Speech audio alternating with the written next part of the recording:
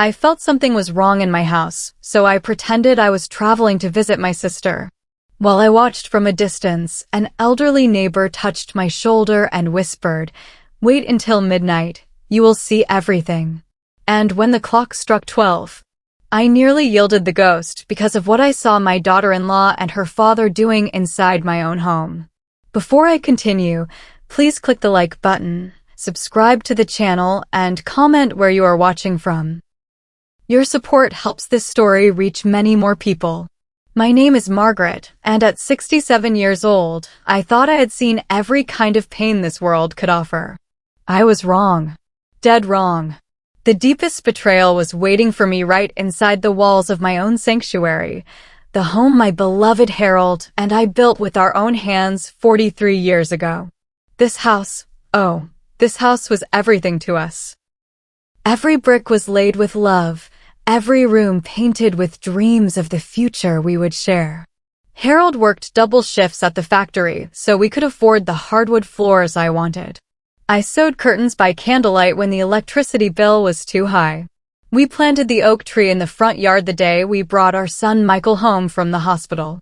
That tree has watched over us through birthdays, Christmases, graduations, and heartbreaks. Harold's been gone for 8 years now, but his spirit lives in every corner of this place. The kitchen where he taught Michael how to make pancakes on Sunday mornings. The living room where we danced to our wedding song every anniversary. The garden where he grew tomatoes so big the neighbors would stop to stare. This house isn't just where I live, it's where my soul resides, where every memory of our beautiful life together is embedded in the very foundations.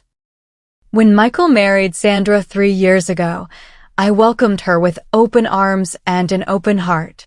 She seemed so sweet, so caring, always bringing me little gifts and asking about Harold's favorite recipes. She would sit with me for hours listening to stories about Michael's childhood, laughing at all the right moments, calling me Mom, with what I believed was genuine affection. I thought God had blessed my son with a wonderful woman who would help fill the emptiness Harold's passing had left in our family. But Sandra's father, there was something about Robert that never sat right with me. He was always too involved, too present, always hovering around when decisions needed to be made. When Sandra and Michael were looking for their first apartment, Robert insisted they stay with me to save money. When they talked about taking a vacation, Robert suggested they should invest in the family property instead. Every conversation somehow circled back to my house, my finances, my plans for the future. I told myself I was being paranoid. I told myself that Robert was just a concerned father who wanted the best for his daughter. I told myself that my suspicions were just the bitter thoughts of a lonely old woman who was jealous of her daughter-in-law's relationship with her own father. How I wish I had trusted my instincts instead of silencing them with self-doubt. The changes started small, so subtle that I questioned my own sanity. Conversations would stop abruptly when I entered a room. Sandra and Robert would be whispering in the kitchen, but the moment they heard my footsteps, their voices would shift to cheerful discussions about the weather or what to have for dinner. Their eyes would dart away from mine, and Sandra would suddenly become overly animated, asking me questions about my day with a brightness that felt forced and hollow. Doors that had never been locked in 43 years suddenly had keys turning in them. The door to Harold's old office, the room where we kept our important papers and photo albums, was now off limits. Sandra claimed she was organizing in there, making it easier for me to find things. But when I tried to enter, the door was always locked, and Sandra would appear with excuses about cleaning supplies or sorting through boxes. My important documents started disappearing. First, it was my insurance papers. Sandra said she had taken them to update my beneficiaries and make sure everything was properly organized. Then my bank statements went missing. When I asked about them, Robert would pat my shoulder condescendingly and say, "Don't worry about those boring financial details, Margaret. Sandra is helping you stay organized." The way he said helping made my skin crawl, but I couldn't put my finger on why. Items in my house were being rearranged. Picture frames moved from mantels to shelves. Furniture shifted just enough to make me feel disoriented in my own home. When I mentioned these changes, Sandra would look concerned and suggest that maybe I was getting a little confused or forgetting where I put things. She said it with such gentle worry that I began to doubt myself. Maybe I was losing my mind. Maybe age was finally catching up with me, stealing my memories and my certainty along with my youth. The late-night movements were the most unsettling. I would hear footsteps in the hallway at 2 or 3 in the morning, soft whispers, the sound of papers rustling. When I got up to investigate, I would find Sandra and Robert in the kitchen, claiming they couldn't sleep and were just having tea. But there would be no teacups, no evidence of their supposed insomnia remedy. Just guilty expressions and quick explanations that never quite made sense. My son Michael started changing too, and that broke my heart more than anything else. The boy who used to call me every day now barely spoke to me when he came home. When I tried to share my concerns about the strange things happening in the house, he would get defensive and tell me that Sandra and Robert were just trying to help. He said I should be grateful to have family who cared enough to take care of the details I was too old to handle properly. Too old to handle properly. Those words cut through me like a rusty knife. I may be 67, but my mind is as sharp as it was at 27. I balance my own checkbook, manage my own medications, drive my own car, and take care of my own home. But Michael was looking at me like I was already 1 foot in the grave, like I was a burden that needed managing rather than his mother who deserved respect. Sandra's sweetness became suffocating and obviously fake. She would bring me tea I didn't want and insist I drink it for my health. She would straighten pillows that didn't need straightening and reorganize shelves that were already perfectly organized. Her constant hovering felt like surveillance, and her overly solicitous questions about my daily routines felt like an interrogation disguised as care. Robert started showing up at odd hours with flimsy excuses. He would arrive at breakfast claiming he was just dropping by to check on me. He would appear at dinner time saying Sandra had asked him to help with a few things around the house. His presence filled my home with a cold energy that made me feel like a stranger in the place where I had lived my entire adult life. The sense of danger grew stronger every day. I began to feel like a mouse being watched by cats, like prey that didn't yet realize it was being hunted. Every morning I woke up with a knot of dread in my stomach, wondering what new kindness or help Sandra and Robert would force upon me. I started locking my bedroom door at night and keeping my purse with my identification and credit cards under my pillow. Something sinister was being planned, and I was somehow at the center of it. I could feel it in the way they looked at me when they thought I wasn't paying attention, like I was an obstacle to be removed rather than a person to be loved. The house that had been my sanctuary was becoming my prison, and my own family were the jailers. That's when I made the decision that probably saved my life. I was going to pretend to leave town and watch my house from afar. If nothing was wrong, I would feel foolish but relieved. If something was wrong, well, at least I would know the truth, no matter how much it might destroy me. I planned my fake trip carefully. I called my sister Ruth loudly enough for Sandra and Robert to overhear, talking about visiting her in Phoenix for 2 weeks. I made a show of packing my largest suitcase, asking Sandra to help me choose which sweaters to bring and complaining about how much I would miss my garden. I arranged for my neighbor Mrs. Henderson to collect my mail and water my plants, speaking loudly about my travel plans while Sandra listened from the next room. On the morning of my supposed departure, I hugged Sandra goodbye and thanked her for taking such good care of the house while I was away. She smiled that sweet, poisonous smile and assured me that everything would be perfectly fine and that I shouldn't worry about anything. The way she said it made my blood run cold. I walked out my front door with my suitcase, waving goodbye from my car as Sandra and Robert watched from the window.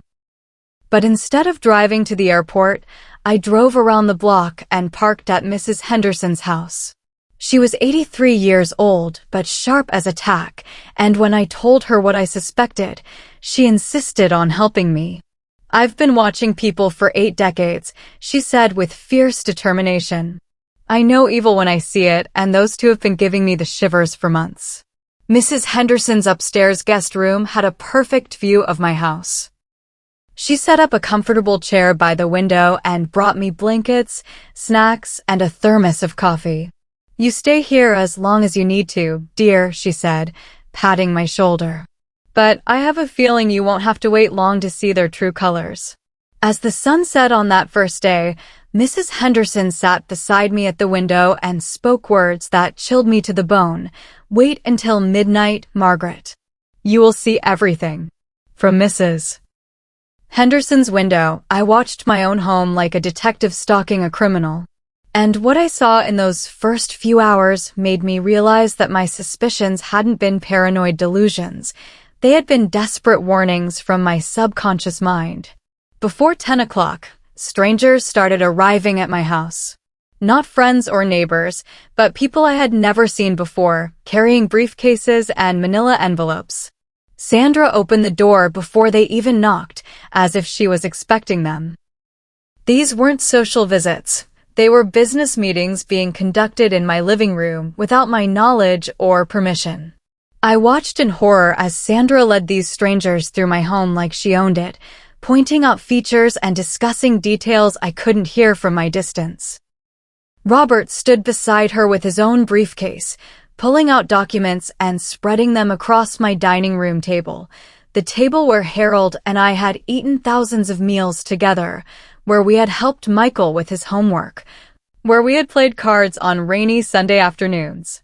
One man spent considerable time examining my kitchen, opening cabinets and drawers, taking notes on a clipboard. A woman measured my living room windows and took photographs of Harold's built-in bookshelves. Another man walked through my garden with Sandra, nodding and pointing at different areas like they were planning some kind of renovation or improvement.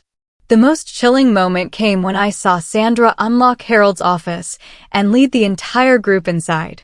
Through the window, I could see them gathered around Harold's old desk, passing papers back and forth, pointing at documents, making notes.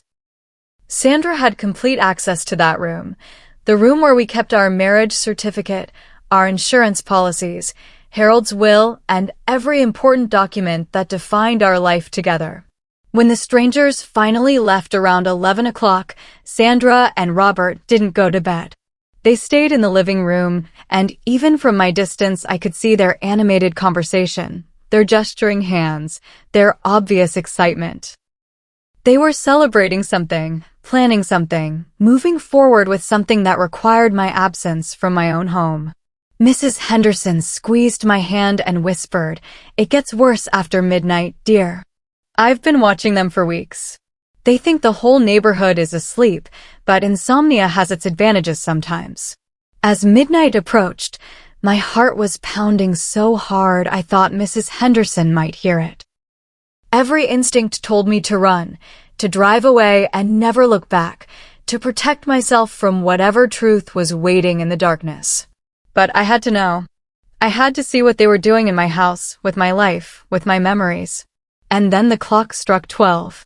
The side door of my house opened quietly, and Sandra and Robert slipped out like thieves in the night. They were carrying files, folders, and what looked like a small metal box, perhaps a lockbox or safe that I hadn't even known existed in my own home. They moved quickly and quietly toward my garage, looking around nervously as if afraid of being seen. Mrs. Henderson handed me a pair of binoculars. "I bought these for bird watching," she said grimly, "but tonight we're hunting different kinds of predators." Through the binoculars, I could see everything with crystal clarity. Sandra and Robert had set up a workspace in my garage, spreading documents across Harold's old workbench. The sight of my personal papers being handled by these conspirators on the very table where my husband had built Christmas toys for Michael made me physically sick. But what I saw next nearly stopped my heart completely. There was my will, the document I had carefully prepared with my lawyer 5 years ago, sitting open on the workbench. Sandra was pointing to different sections while Robert made notes in the margins.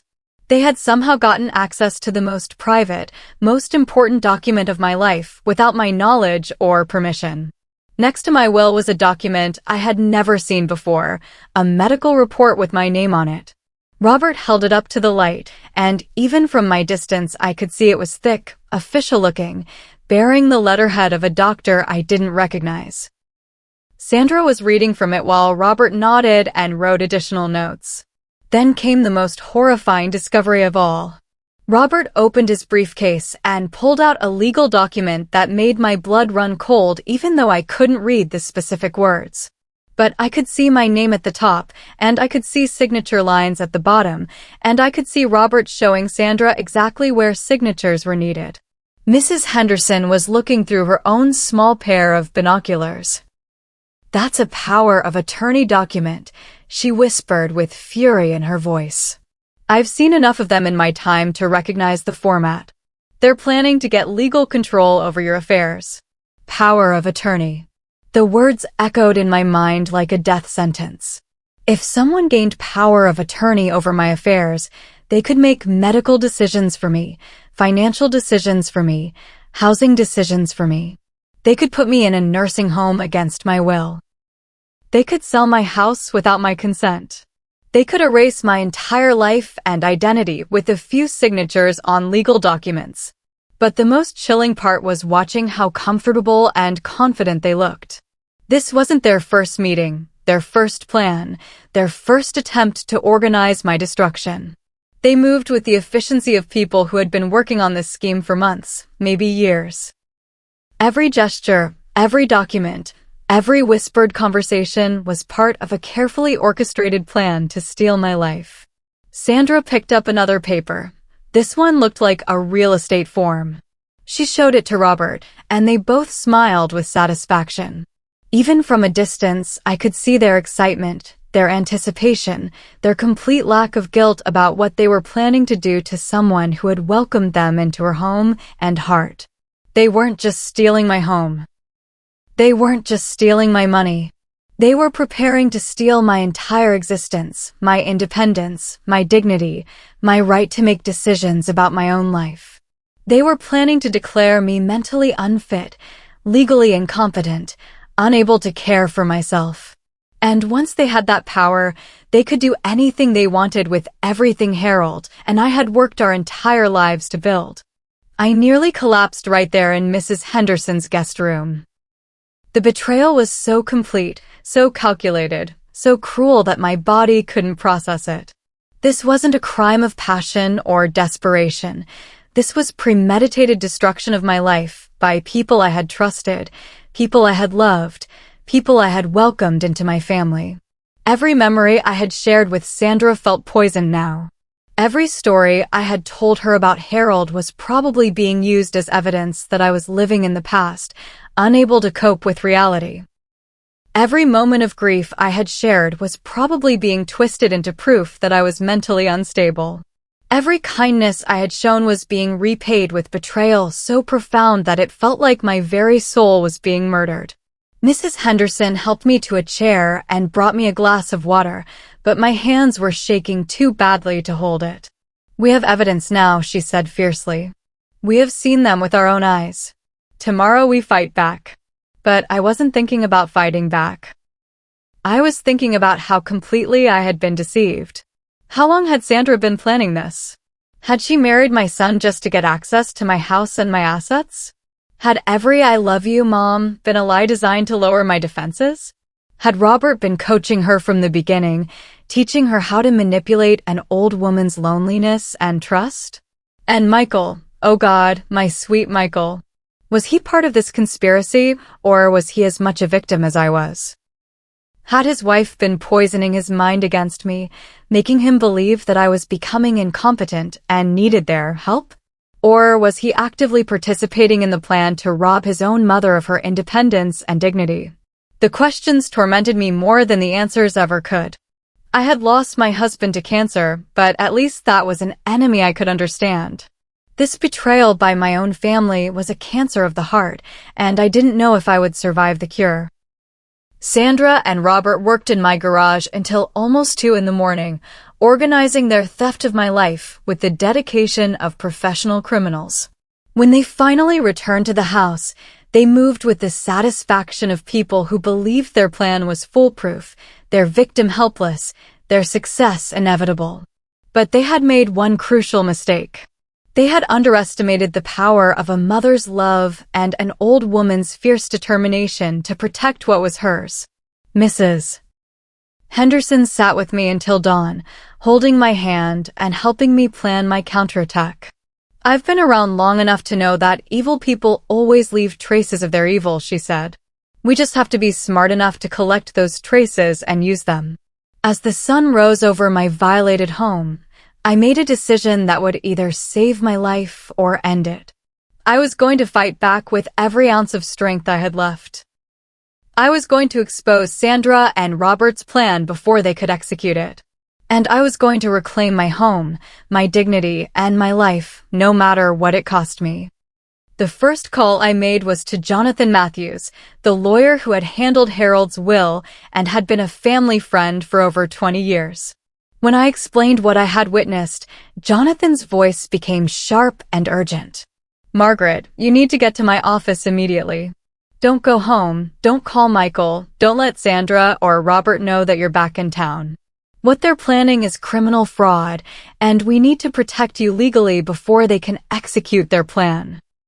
Within 2 hours, I was sitting in Jonathan's office with a camera full of photos that Mrs. Henderson had helped me take through her window. The images were grainy, but clear enough to show Sandra and Robert handling my documents in my garage in the middle of the night.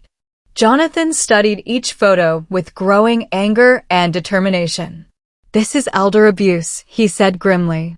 This is conspiracy to commit fraud.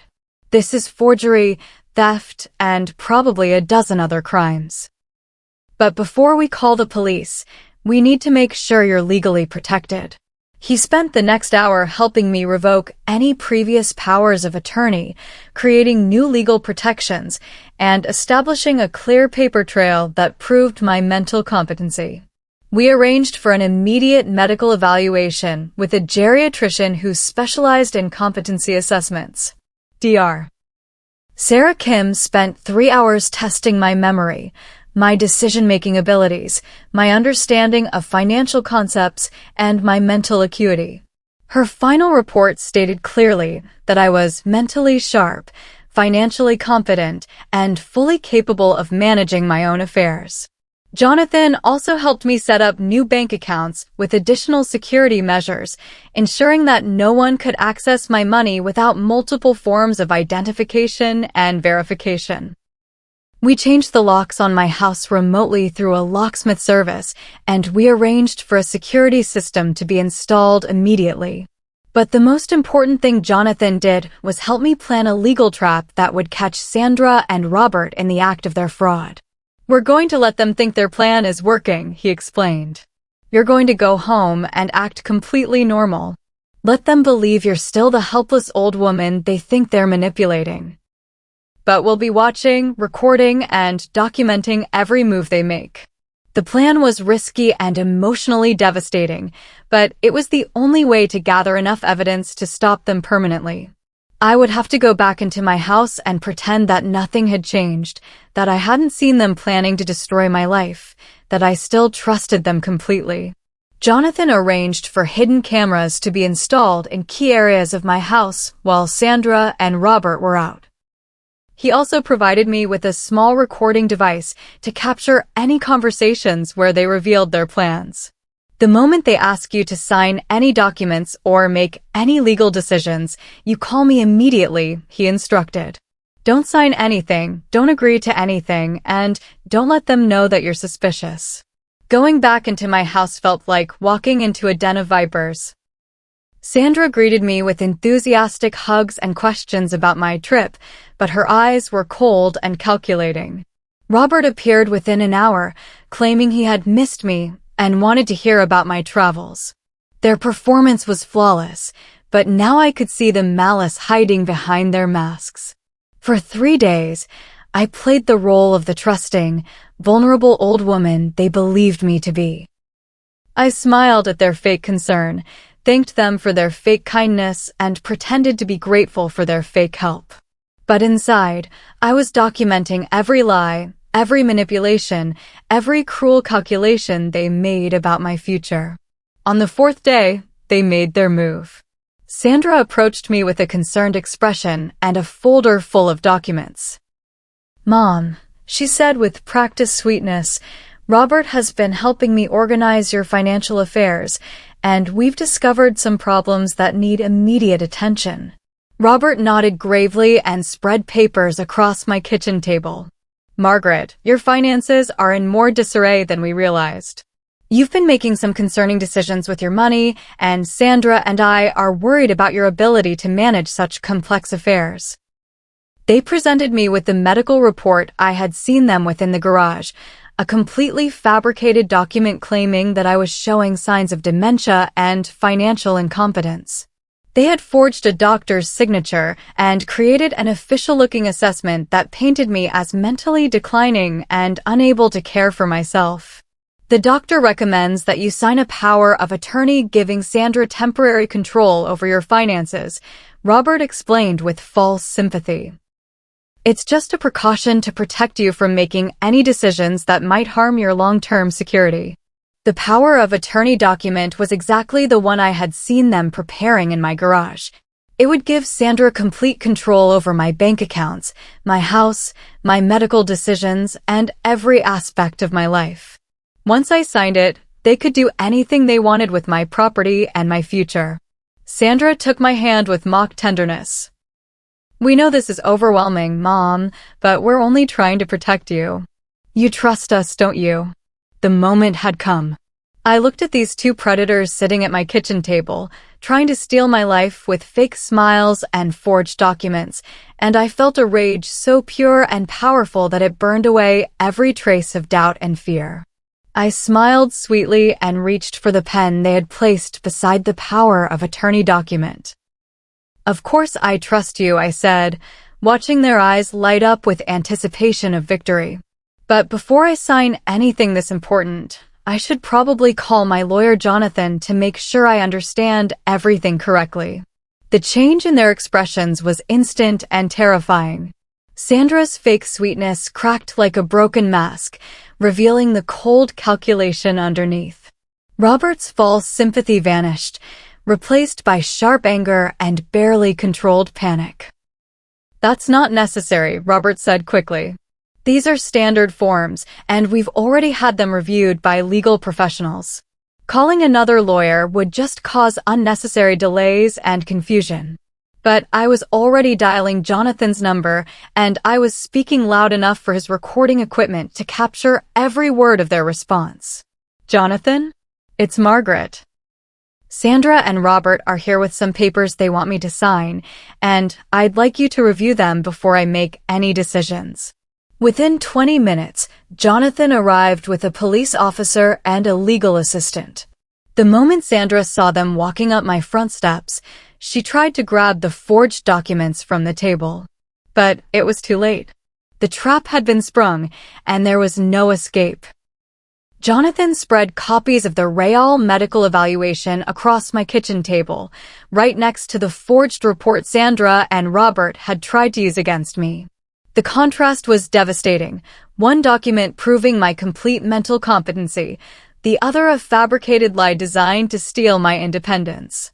"This forged medical report is a felony," Jonathan announced as the police officer began taking notes. "The power of attorney document contains fraudulent information. And the real estate transfer forms we found in your garage last night are evidence of conspiracy to commit theft." Sandra's mask finally fell away completely, revealing the cruel, calculating predator she had always been. "You stupid old woman," she screamed. "Do you know how much money we've spent taking care of you? How much of our lives we've wasted pretending to care about your pathetic stories and your dead husband's memory?" Robert tried to silence her, but Sandra was beyond controlling. Years of fake sweetness came pouring out as poisonous truth. "This house should belong to us. Michael is your only child, and I'm his wife, so everything you own should already be ours. We shouldn't have to wait for you to die to get what we deserve. Michael walked in just as Sandra was screaming about waiting for me to die. The look of horror and betrayal on his face was almost as devastating as the betrayal itself. His wife, the woman he loved, the woman he had defended against my concerns, was revealing herself as a monster who had been planning to rob his own mother. "Sandra, what are you saying?" Michael whispered, his voice breaking with shock and disbelief. But Sandra was beyond pretense now. "I'm saying that your mother is a selfish old woman who's hoarding resources that should belong to us. I'm saying that we deserve to live in this house more than she does. I'm saying that I've wasted 3 years of my life pretending to love someone I can barely stand to be around." Robert grabbed Sandra's arm and tried to drag her toward the door, but the police officer stepped forward. "Sir, I need you both to remain here while we sort out these allegations of fraud and elder abuse." The truth came pouring out like poison from a burst abscess. Sandra admitted that she had married Michael specifically to gain access to my house and assets. Robert admitted that he had been coaching her on how to manipulate me, how to isolate me from other family members, how to gather the documentation needed to claim legal control over my affairs. They had been planning this theft for years, waiting for the perfect moment to execute their plan. My fake trip had been that moment, an opportunity to finalize their preparations and set their trap. If I hadn't discovered their scheme, I would have returned home to find myself declared mentally incompetent and stripped of all legal rights to my own life. The police officer arrested both Sandra and Robert on charges of elder abuse, conspiracy to commit fraud, and forgery. As they were led away in handcuffs, Sandra turned back to scream one final curse at me. "You'll die alone in this house, and no one will even remember you existed." Her words were meant to wound me, but instead they filled me with fierce satisfaction. I would rather die alone in my own house than live one more day under the control of people who saw me as nothing more than an obstacle to their greed. Michael broke down completely after Sandra was taken away. He sobbed in my kitchen, apologizing over and over for not seeing the truth, for defending Sandra against my concerns, for allowing his wife to manipulate him into betraying his own mother. "I loved her," he kept repeating through his tears. "I really loved her, and I thought she loved me too. I thought she loved you too. How could I have been so blind?" I held my son while he grieved for the woman he thought he had married, the woman who had never really existed except as a carefully constructed lie. His pain was almost as devastating as my own, because he had been a victim of Sandra's manipulation just as much as I had been. But Michael's love for me was real, and once Sandra's poison was removed from his mind, he could see clearly again. He spent the next week helping me change locks, install new security systems, and restore my house to the sanctuary it had always been meant to be. The legal proceedings took months, but Jonathan was relentless in pursuing justice. Sandra and Robert were convicted of multiple felonies and sentenced to prison terms that would keep them away from vulnerable elderly people for years to come. They were also ordered to pay restitution for the emotional damages they had caused, though no amount of money could truly compensate for the betrayal and trauma they had inflicted. During the trial, we discovered that Sandra and Robert had attempted this same scheme against at least 3 other elderly homeowners. I wasn't their first victim. I was just the first one smart enough and strong enough to fight back successfully.